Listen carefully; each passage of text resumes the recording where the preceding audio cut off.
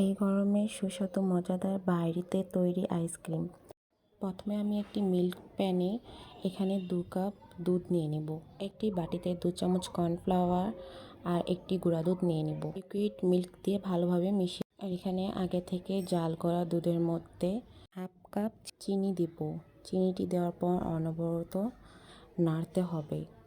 এখানে কর্নফ্লাওয়ার আর দুধের মিশ্রণটি দিয়ে ভালো করে নেড়ে নেব।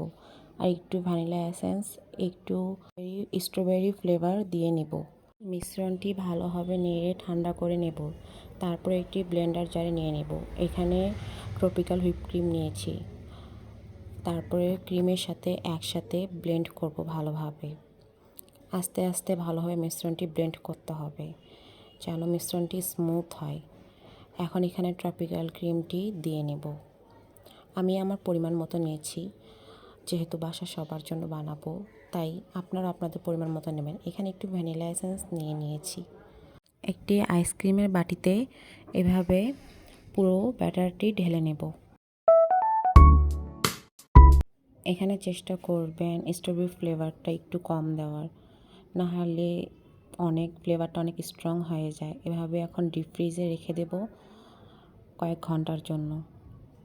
কয়েক ঘন্টা পর এভাবে এই যে আইসক্রিমটি দেখেন হয়ে গেছে। আপনারা চাইলে বাসায় এভাবে এই গরমে এইভাবে ঠান্ডা ঠান্ডা স্ট্রবেরি ফ্লেভারের আইসক্রিম তৈরি করে নিতে পারেন। অনেক সুস্বাদু হয়েছিল।